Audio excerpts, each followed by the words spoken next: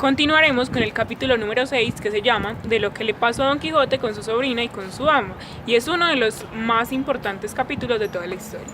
Este capítulo empieza dando por terminada la plática de Teresa Cascajo y Sancho Panza. La sobrina y la ama de Don Quijote no estaban de acuerdo con su tercera salida, ni eso de volver al ejercicio que para ellas malandante caballería, y buscaban todas las maneras posibles para apagarlo de tan mal pensamiento. Como dijo nuestra compañera, este capítulo empieza con la terminación de la plática que tuvieron Sancho Panza y su esposa. Y entonces comienza hablando de la tercera aventura que iba a tener Don Quijote. Es por eso que ahorita hablando con Angélica, ella mencionaba que es por esto que lo más que hacía tan importante este capítulo el hecho de que se empezaba a hablar sobre la tercera aventura de Don Quijote. Aquí, antes de que continúes, Luis, el ama y la sobrina ya estaban súper esperanzadas de que él estuviera muchísimo mejor y que no fuera a salir, y que mejor dicho, que eso de la caballería era una locura totalmente, que que ellas ya no se confiaban de que él no iba a volver a salir. Entonces lo que le empiezan a hablar con él y dice que que para ellas esas aventuras eran desaventuras y que eran cosas del infortunio. Precisamente recalcando con lo que dice Manu, se nota como Don Quijote vuelve a presentar su estado de supuesta locura al describir la labor del caballero como tal. Y es importante porque vemos por primera vez que en la segunda parte Don Quijote empieza a defender su propósito como caballero, presentando argumentos muy concretos respecto a la caballería, y se notan diferencias entre cortesanos y caballeros, lo cual es como la diferencia que existe entre los cortesanos y los caballeros. Es que como Don Quijote es una persona que está en constante viaje, está en peligro, y el cortesano es la persona que se mantiene en la corte real sirviendo a los reyes. Entonces se recalca como la definición de cortesano y caballero, y él es orgulloso de lo que dice, porque dice que él arriesga su vida en todas las veces que sale a pelear. Entonces es como muy orgulloso de lo que dice. Es muy bueno lo que dices, pero te adelantaste a la parte del por qué le explica sobre cortesanos y caballeros. Todo esto sucede porque la primera, después de que contaron de que Quijote, Sancho y su esposa dejaron de hablar, sí. La ama le dice a él que si él va a seguir en su encaminado. Ajá. Entonces él dice que esa es su profesión. Su idea, él no puede dejar como tal.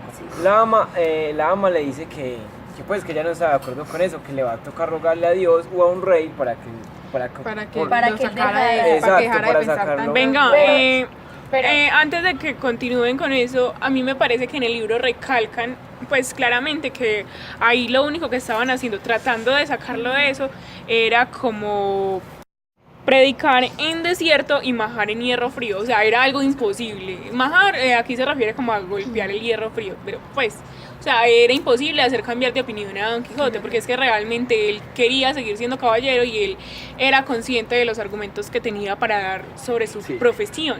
Pero antes de esto, con lo que estaba diciendo Silva, a lo que le responde el Don Quijote es que le dice que ama, que él no sabe primero que todo que Dios le responda a sus quejas, que no sabe qué es lo que le va a responder Dios ni lo que le va a responder Majestad, que porque si él fuera rey, él se excusara para escuchar a todos sus quejas, ya que eso era el trabajo del rey, escuchar a los del pueblo sus quejas.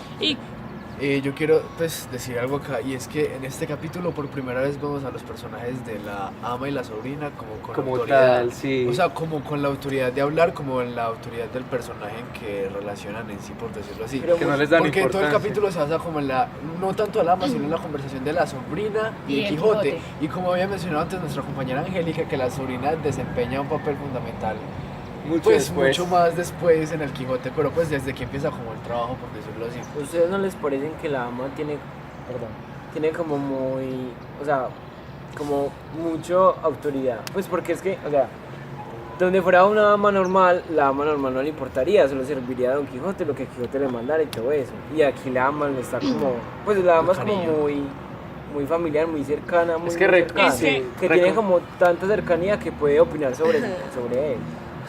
Sí, Daniel. Ya, eso es. Es que algo importante que me pareció antes de que Pauli dijera lo que pasaba era que ella lo compara como un ánima en pena, porque ella siempre ve que Don Quijote está apaleado, está mal. En sentido de que siempre está al borde de dejar lo que quiere, pero no.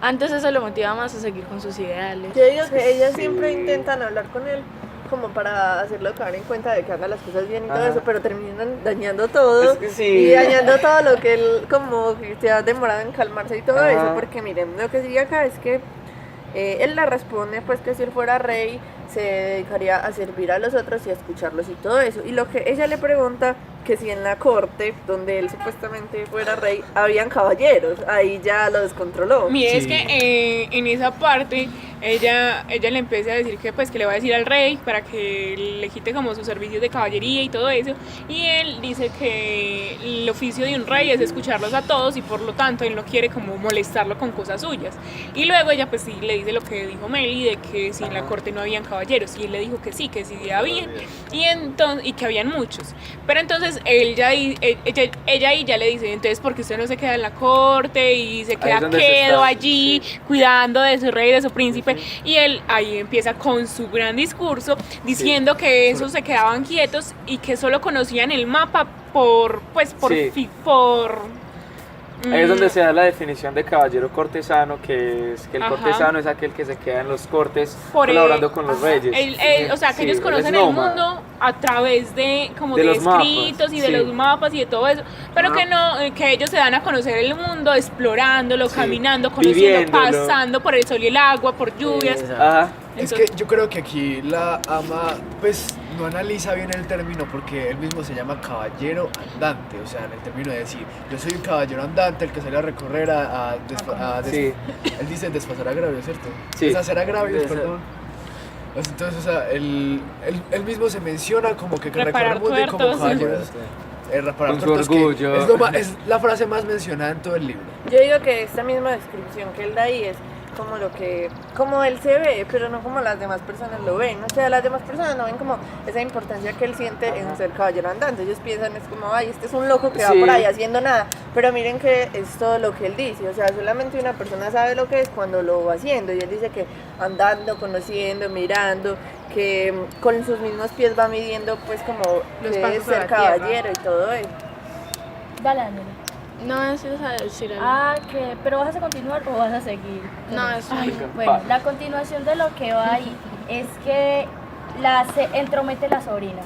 Creo que al entrometerse la sobrina, Quijote saca más la parte de estar un poco con su locura lúcida.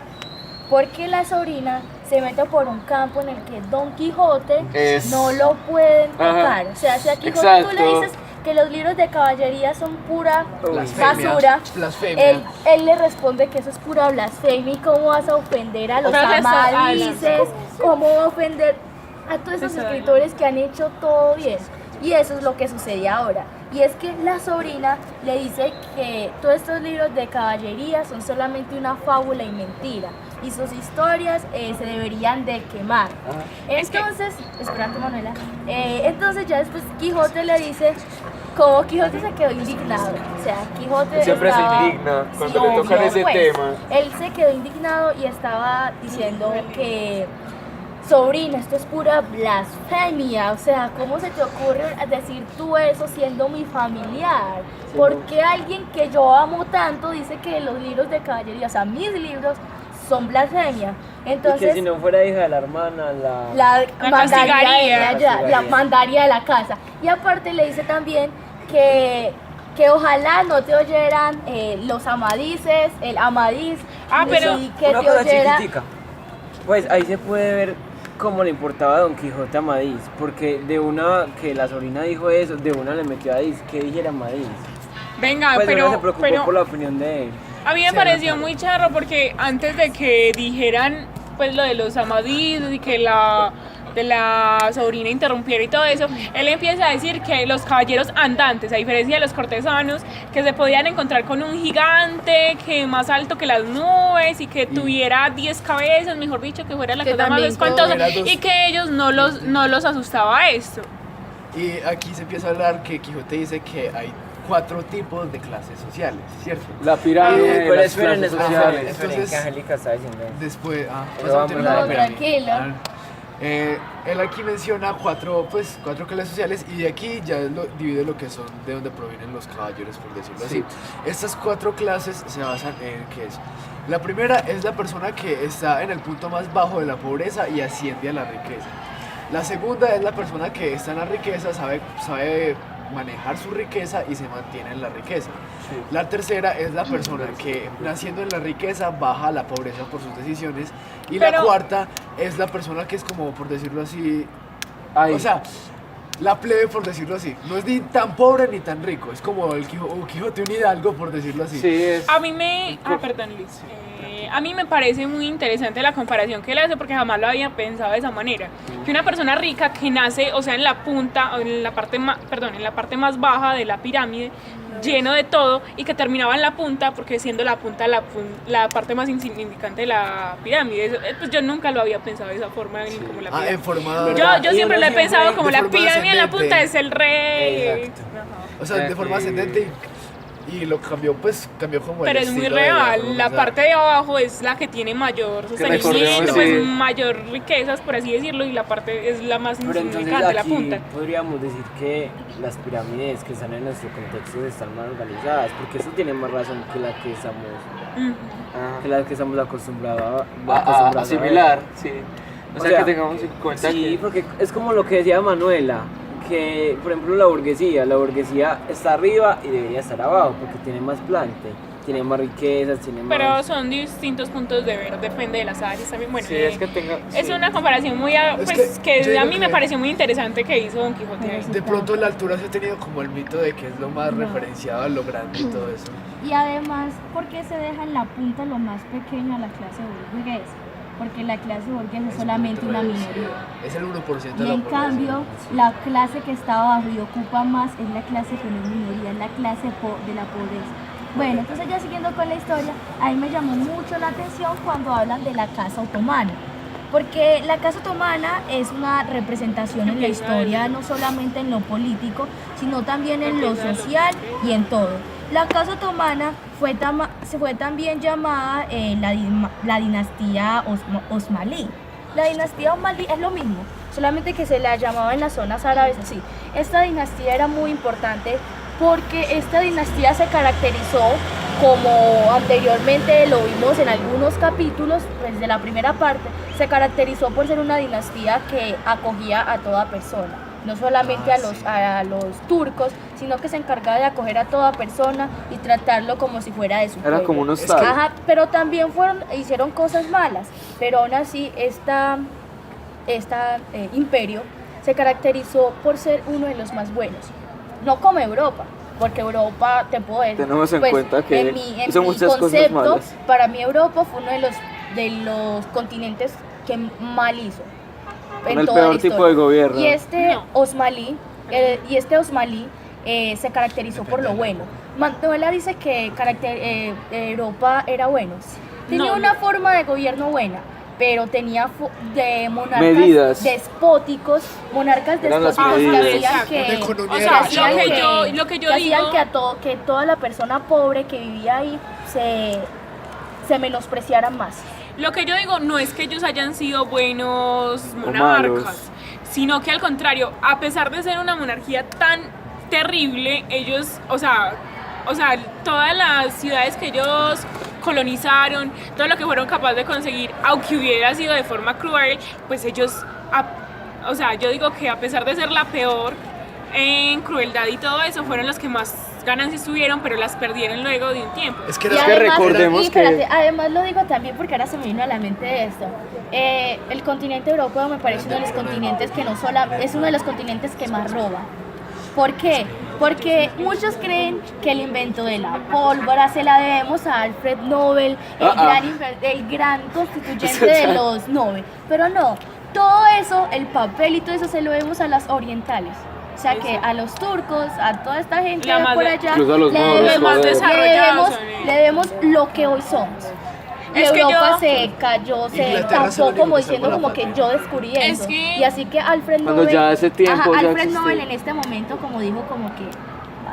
Muchachos, antes de que continúen hablando de esto, a mí esto me recuerda mucho a lo que hablaba Diana Uribe. de Ana Uribe en sus audios de España, que ella decía que las riquezas fueron producto de la suerte y que la verdadera riqueza que ellos tenían era en la literatura. Pues aquí lo estamos viendo con el Quijote. Continuando con lo que dijo Manu sobre los audios de Diana Uribe, había una frase que pues yo hice un ensayo sobre eso, que decía que España era un imperio inflado. Como muchos sabemos, una bomba se infla y se infla y se infla. Y después llega un momento en que no le entra el aire y estalla. Aquí lo que pasa es que le entraban mentiras, hasta que estalló y todo se derrumbó. ¿Por qué? Porque no tenía bases sólidas. Es que esto era, pues España era una economía arrochadora, por decirlo así. Toda Europa se basaba en la economía que, o sea, vamos a otras tierras, robamos, pero no sabemos administrarlo. Y era como una mina. Lo único que salvaba ahí la patria era Inglaterra, por decirlo así, porque Inglaterra fue como, wow, la nueva colonia del mundo, por decirlo así, en esos tiempos. Sí, Supieron recordemos lo que era la inversión. Recordemos que en Europa se establecía el régimen católico y cristiano apostólico, ¿cierto? Entonces, ¿qué pasaba? Como ellos no tenían poder de inversión, tenían poder a nivel de armas y de, ¿cómo se le dice?, asimilación por los pueblos. Entonces, ¿qué pasaba? Las personas, en comparación con lo del régimen osmalí, tenemos en cuenta que fue un régimen considerablemente malo a nivel de inversión, pero si nos ponemos a recalcar a nivel de sociedades y catalogación por estratos, vemos que gracias a esto es que se mantuvo la economía estable. Bueno, con lo que está diciendo Angélica sobre la Casa Otomana se debe a que Don Quijote comenzó a poner ejemplos sobre cada linaje que había mencionado. Entonces, el primer ejemplo fue con la Casa Otomana y sobre, o sea, la clase social que comienza desde abajo y termina en algo muy grande. ¿Qué comenzó? Entonces él dice que esta casa comenzó fundada por un pastor que era muy pobre y como de muy baja Estrato. Sí, como de muy baja economía, entonces de ahí se dio eso y ese es el ejemplo que él pone. El segundo ejemplo es el de la riqueza que se mantiene, o sea, el que nace rico y se mantiene rico. Y como, pues para darle ejemplo a esto, coloca los príncipes, porque los príncipes tienen una riqueza heredada nacen ricos y la mantienen, o sea, no tienen que hacer nada. El tercer linaje que él dice es el que comienza por lo alto y termina en la punta, precisamente con lo que estábamos hablando de la pirámide de Don Quijote. Y entonces en esto él menciona y dice que hay muchos, por ejemplo los faraones, los Ptolomeos de Egipto, los Césares de Roma. Yo quiero decir lo de los Césares. Lo que pasa es que César era el gobernante pues de Roma y él se metió pues con una mujer y querían unir los dos imperios, que era el romano y el egipcio.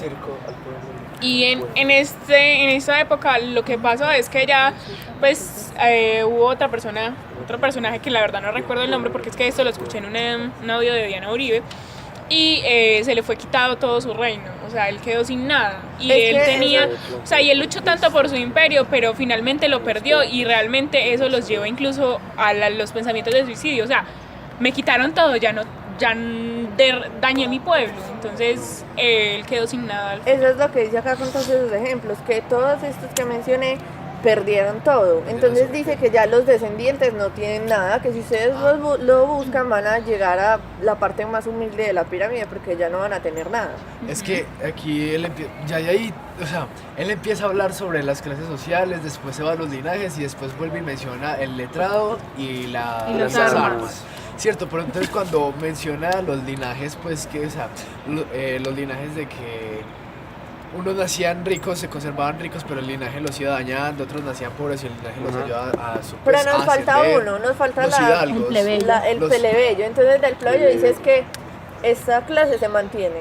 Porque, o sea, siempre, cada vez van a haber más, porque van a haber más personas acomodadas que ni siquiera se inmutan en tener más o en perderlo todo. Es que y en estos entraría el que serían como los hidalgos. Sí. Que recordemos, hidalgos, o sea, hidalgo es una persona que, por decirlo así, ¿ah? Es una persona de clase media que tiende a creer que es de clase alta, ¿cierto? Entonces él aquí menciona lo que es los hidalgos y ya después mete a los caballeros por ahí, que los caballeros salen como de la gente, o sea, de la gente que no tiene muchos recursos.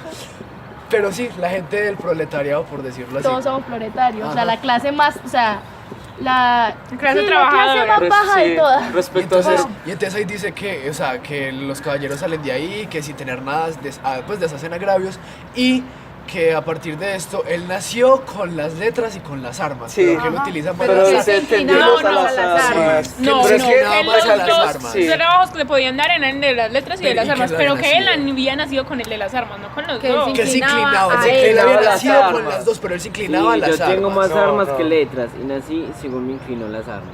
Se Ajá. inclinó Se por eso inclinó, las se armas. inclinó las por armas. eso, Miren, se acá hay una inclinó. parte muy interesante que dice que él le dice a la ama y a la sobrina, bodas mías. No, a mí me da mucha risa la Y les dice parte. que hay una confusión muy grande entre los linajes que hay, porque él dice acá, como pues yo lo interpreto así, como que es más rica la persona que tiene riqueza, virtud y liberalidad en sus sueños, o sea, no solamente por lo que tiene, sino por como la calidad de persona que es. Entonces ahí es donde él dice que esto se está confundiendo porque ahora se ve solamente como el dinero. Pero vea, antes de esto, con lo que estaba diciendo Steven, que por eso es que al Quijote se cree un caballero hidalgo, porque dice que con fortuna suficiente para mantener con esplendor su condición de noble, ahí es donde él opone de nuevo la utopía anacrónica de la caballería andante a la realidad de una nobleza que había procurado mantener un papel preeminente, así, por ejemplo, convirtiéndose en una cortesana. Entonces, por eso es que él habla sobre las armas y sobre los letrados. No, la tenía por primero levantada que yo. Bueno, yo les quería hablar sobre, ¿no se han dado cuenta que el Quijote ya perdió estrategia e inteligencia con la ama y la sobrina? Porque en estos momentos él estaba en un estado muy delicado con ellas dos y no podía decir nada que le atribuyera más argumentos a la ama para que lo dejara ahí encerrado. Y vean que más que todo, que aunque suene cruel y todo, él le da argumentos muy verídicos y como ella es una persona analfabeta, mientras más sea verdad, más va a creer que es una estupidez y más va a creer que él está loco, entonces más va a haber un pleito entre ellos dos y lo va a dejar ahí encerrado. Y además, gracias por darme dar paso a esto, y es que Quijote está siendo un mal caballero andante, porque un caballero andante no le pueden conocer su debilidad, y a él ya se la conocieron hace mucho rato. Entonces, acá me da una partecita que él está narrando y dice: al caballero pobre no le queda otro camino para mostrar que es caballero, sino el de la virtud. O sea, que lo único bueno que tiene un caballero es la virtud. La virtud. Y además, o sea, con lo que está diciendo Daniela, Quijote, yo estuve leyendo un artículo que dice que la lúcida locura de Don Quijote. Y hablan de que esa lúcida locura que tiene él es toda verdad, porque cada vez que él cuenta algo sobre los libros de caballería son reales. Y pues aquí es donde quiero pensar de que Cervantes tenía un pequeño, como en su corazón, no, en su sistema nervioso, un pequeño rencor con la España medieval, porque Cervantes la pasó mal en el Imperio Otomano. Él allá fue agarrado, como lo pudimos ver en la historia del cautivo. Pero él no critica el Imperio Otomano. El Imperio Otomano lo hace ver como un imperio humilde. Pero a España, ahora que está hablando con Steven, lo hace ver como el imperio malvado. Ajá. O sea, el imperio que se ha encargado solamente de destruir a las personas y de poco a poco quitándole esa poca alma que tienen. Y al único que le encanta, yo creo, del imperio español es ¿cómo es? La literatura. Y al igual que el imperio otomano. Porque vean que y todo oriental. Porque vean que a Cervantes le encantaban los dioses, pero Sí. Cervantes no era cristiano. Entonces Cervantes le gustaba vivir. Para mí Cervantes era un ermitaño. Pero es que para Sí, es que que le gustaran Cervantes los- tenía ideologías muy para que le diferentes. gustaran los dioses no tenía que ser Venga. cristiano. Pero Pero es que como, recuerda que o sea, en ese tiempo adaptarse en ese tiempo, leer libros de Dios, dioses. como se O dijo sea, los en dioses, ese yo tiempo pensé que era usted cualquier dios. ser cristiano y hablar de dioses griegos era una cosa grave. Blasfemia, mi hija la Oigan, mata. miren, yo Por también. eso es que se Vengan, camufla respecto a las iglesias católicas. Es que por eso se ha dicho que el libro del Quijote es un libro en sátira, Sí. basado en sátiras de Cervantes, basado en la vida de Cervantes y ahí entra lo del hecho de que el Quijote no es pasadista porque han pasado 400 años Ajá. y no hemos podido descubrir la vida del Quijote y porque ve la vida de Cervantes y porque Cervantes escribió el Quijote basado en su Hay vida. muchas hipótesis. Y tomas pues, así yo creo que, ideologías. por ejemplo, la profesora Lina nos dijo que era la 9ª vez que se leía El Quijote y que Yo no cada vez encuentro se daba cuenta de cosas diferentes. O sea, es un libro demasiado interesante. Yo, muchachos, quería decir algo. En el libro hay una parte en que Don Quijote dice que aquellos que se bajan, pues que habían subido en algún momento con la ambición o con la virtud, también iban a bajar con la flojedad o con el vicio. Y ustedes no han notado que, pues yo digo, Don Quijote tiene muchos vicios. O sea, el hecho de querer ser un caballero andante es como, pues, aferrado tanto a eso que Es se un puede vicio. convertir en un vicio. Y en es una que Don adicción. Quijote es la personificación de ambas partes y Sancho Panza es el que mantiene la cordura entre esas dos partes. Porque Quijote, a la vez como es virtuoso y es noble, es una persona hipócrita y basada también en cosas negativas. A mí no me parece Entonces, virtuoso. pero Él es es que A mí ambicioso. me parece que a veces piensa como solo en él y no en Sancho. Sí, y A eso se veces. referencia Recordemos mucho en el que- capítulo Siempre, 7. siempre. Recordemos, Demasiado. recordemos para ustedes Don Quijote en dónde está enfocado, ¿a las letras o a las armas? Desde su postura personal. Para Allá mi se dice que postura, las armas. él les dice que a las armas, pero para mí A es las Desde las letras, letras. porque tiene el Porque- poder de convención ¿verdad? muy, y muy porque si no interesante. fuera por las letras, él no se hubiese inclinado por el mundo de las armas. Sí. Es que Él a base de la literatura entró a la aparte de caballera. eso, Sino que él es muy él siempre orgulloso. siempre que se va a oponer a algo, él qué hace, llega hablando, llega diciendo como miren que soy yo, soy el caballero, llegó no el lo punto. hagan, tal cosa, llega hablando y hable y hable y hable, y ya después recurre a la violencia y a las armas y a la pelea. Pero primero él llega hablando como todo caballero Y siempre se diciendo desquita, las cosas Es más, él ahí le dice a la sobrina, si tú no fueras sobrina mía, hija de mi hermana, yo te mandaba a la Verga, pero ¿Por qué? ya la verga. Sí, Daniel. Pero es que miren que el personaje del Quijote es alguien muy complejo, porque se podría decir que él es peligroso, porque sí lo es, Sí. pero también se podría decir que no es peligroso. O sea, es tan Es que complejo sí, que hay sí. una capaz, pues no hay Su niveles. punto de cordura es vulnerable cuando recalcan la caballería. Entonces, sí, Y sepa. vean que acá cabe calcar algo muy importante, y es que este Quijote tiene ese poder de decir yo soy, pero no tiene el poder de decir nosotros somos una comunidad que ayuda a los demás. Y él no toma en cuenta algo, y es que él se basa mucho en los libros de caballería, pero el libro de caballería del rey Arturo es muy importante, porque Arturo era una persona amable, humilde, Silva. que salió Yo les hago desde una lo más pregunta. bajo No, de pues, la sí. todo para poder coger el reino de la espada de Excalibur. Sí, es Yo que digo, lo mismo de lo que fue Amadís, pues todas las 29 ediciones que hizo Feliciano de Sí. Silva y Amadís de Gaula, porque muestra como, o sea, muestra el retorno, es prácticamente la misma historia del Quijote, porque es la caída de Amadís después de los 3 autores, compadres de Rivera, Díaz y Montalvo, a volver a su... Montalvo. Es que recordemos que la... Montalbán, Montalbán es un Perdón, reino, sí, sí, Montalvo es el autor. Sí. Entonces, o sea, él vuelve y sube, pero, o sea, no se describen y ni siquiera el propio Amadís lo hace de una manera ambiciosa, Ajá. sino que lo hace como de una manera noble, luchando y todo por eso. La En perspectiva. cambio, Quijote siempre busca como la fama. Sí. Y Sansón le Sí, alimenta más sí, eso. sí, sí. Entonces, como Sí, que, de eso Me parece Sansón saber el también. capítulo 7. Es que Cervantes Nos lo que, adelantemos, Karen. Cervantes lo que recalca ahí es la postura entre el contraste que existe en los libros de caballería como tal y esto que son sátiras desde posturas de Cervantes. Entonces, ¿qué pasa? Quijote hace todo lo contrario a lo que debería ser un caballero cortesano o un caballero andante. Entonces es como esa, mira que es esa postura que es burlar lo que es como tal las novelas de caballería, porque en la Edad Media el plot de libros de caballería no se contaban las historias desde el origen del caballero, sino que eran como tal ya las aventuras. Y aquí Don Quijote también pasa lo mismo. No se cuenta la historia antes de Alonso Quijano, sino directamente del Quijote. Y es a partir de esto donde se ven las sátiras y todo el tema de la burla social hacia la caballería. como Bueno, tal. de acuerdo con lo que dice Luis Eduardo, pues de que Quijote se cree pues un caballero andante. Él se cree pues que es muy noble, que le ayuda a la gente, antes a mí me parece que no, porque vea que él siempre que llega supuestamente a salvar a alguien, antes crea un caos.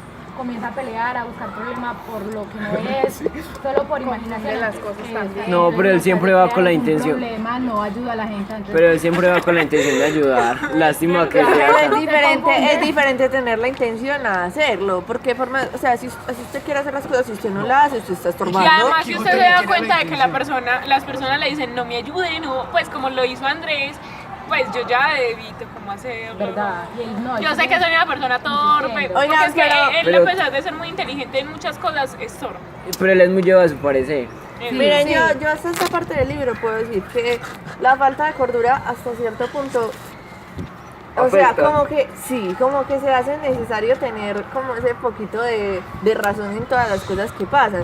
Porque miren, él puede ser muy loco y todo esto, pero en estas partes, pues en este capítulo que estamos leyendo y en estos de la segunda parte, hemos visto que él tiene como más razón en todo lo que dice. Y no solamente como que lo estuviera fingiendo, sino que vean que él cada que habla dice algo que tiene mucho sentido. Y en esta parte yo lo quiero relacionar con lo que él habla sobre los ricos y los pobres. Que dice que el rico se empeña en gastar la riqueza y no en conseguir más, sino que en derrochar y en gastar todo. En cambio el pobre siempre se espera como ahorrar y guardar las cosas. Entonces eso me parece que tiene mucho sentido para que lo dijera él, que supuestamente está como tan perdido. Pero hoy en día vemos que pues que los ricos antes quieren tener Sí, más y más y exacto. más plata. Pues no sé. Y antes los pobres son los que Pero más es que gastan mire lo y se que dice endeudan acá. y se endeudan y se endeudan. Mira lo que dice acá. El poseedor de las riquezas no le hace dichoso el tenerlas, sino el gastarlas. Eso en la actualidad se mantiene. Ustedes pueden ver que un rico quiere tener obvio más plata, pero ¿para qué? Para gastarla en él, no en los demás.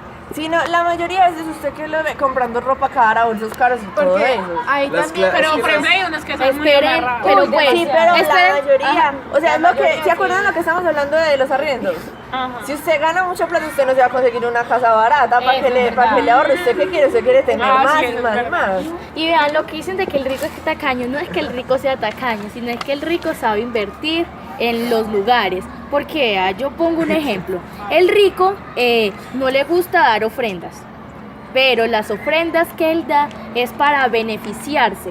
Porque cuando él da una ofrenda, él dice, no, si yo doy una ofrenda en este lugar es porque van a reconocer que yo la di, entonces ahí está ganando poder. Él no dice, no, yo le voy a dar un pobrecito Reconocimiento por también. ahí, no. Él dice, por eso es tacaño. si yo le doy a un pobre aquí, no me voy a beneficiar. Él busca lo que le beneficie.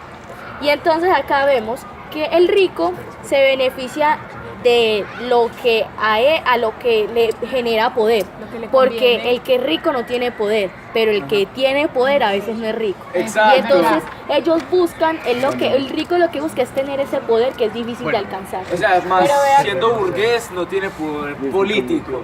Y es que por eso el Con rico lo que decía Sí. Meli de que el rico es muy gastón, pues sí, pero y si no es el padre, es los hijos, porque uno viendo al papá rico, yo he visto que los hijos de los ricos son problemas. Y cómo Cervantes es sí, capaz los de hijos, imponer las los- posturas sociales mi en la actualidad y que se Bueno, mantiene. Mi abuelita dice una cosa que yo digo que es totalmente cierta. Lo que nada nos cuesta, volvámoslo fiesta y así es es con los verdad. ricos. O sea, los hijos. No. Muchachos, yo estaba aquí pensando una cosa. Es que, miren, antes de que apareciera Carrasco, con la aparición de Carrasco, se nos imagina cómo se le va a subir el ego a Don Quijote sabiendo que ya están escribiendo sobre él. Ya, Bueno, ya se hace les rato. Pero pues yo pienso que las aventuras de ahora en adelante van a ser como más. Épicas. Sí, porque pues Y él más sabe, porque- el que dirá, me están porque escribiendo, eso. yo quiero ser un super caballero. Claro, él ahora no va a pensar en ahí, voy a hacer esto para ser caballero andante, sino Para servir a mi para que pueblo. en lo que escriban de mí sea súper genial Ah. todo. Bueno, entonces ya continuando con la historia, pues después de que le dice todo lo de Roma, todo lo de la sobrina esto, él dice un fragmento y aquí es por segunda vez donde aparece Garcilaso, Garcilaso que, o sea, coge el fragmento de la elegía de Garcilaso. Yo consulté después sobre esto como el interés de Quijote por Garcilaso porque también era un escritor, poeta muy alabado de la época, por decirlo así. Entonces voy a leer un fragmento pequeño pues de esto. ¿Por qué Cervantes decide utilizar como subtexto de su texto versos de Garcilaso en la segunda parte del Quijote? Para responder a dicha pregunta, veamos primero cómo emplea Cervantes tal mecanismo. Lo más notorio es que casi siempre es Don Quijote quien recuerda a Garcilaso. Las 6 ocasiones en que otros personajes los mencionan, directa o indirectamente, estos tienen como interlocutor a Don Quijote. Es decir, lo hacen solo porque reconocen de antemano que aquel es un lenguaje familiar en el hidalgo, lo cual puede de hecho facilitar su comunicación con él. Así pues, llegamos a la primera conclusión. Hay una estrecha relación entre el corpus poético de Garcilaso y el personaje central de la obra de Cervantes. Tal relación, a nuestro entender, va más allá de la simple memorización de versos por parte del hidalgo manchego. Decía Gallego Morel, tratando de explicar la voz de Garcilaso en Don Quijote, que el poeta toledano y el hidalgo manchego habían pasado por las vías tristes y a caballo. Y aunque ello no deja de ser cierto, resulta insuficiente para explicar el asunto que nos concierne. Entonces, o sea, siempre aquí en esta segunda parte ya lo que se empieza más que todo a mencionar fragmentos de lo que son la escritura de Garcilaso. Todos sabemos que Cervantes tenía una gran admiración por lo que era Lope de Vega y Garcilaso, sino que con Garcilaso nunca manejó lo que fue una riña como pasó con Lope de Vega. Y aquí mencionan que Cervantes siempre menciona a Garcilaso en forma prioritaria.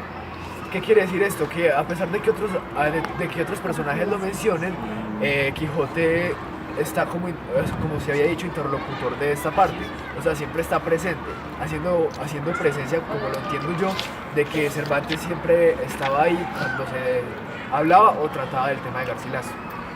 Entonces ya aquí quiere continuar con la historia. Vale. Pues ahí es ya terminando, pues cuando él dice el verso, que es por esas asperezas se camina, de la inmortalidad al alto asiento, de nunca arriba quien de allí declina. Pues ese es el verso, lo que dice Steven.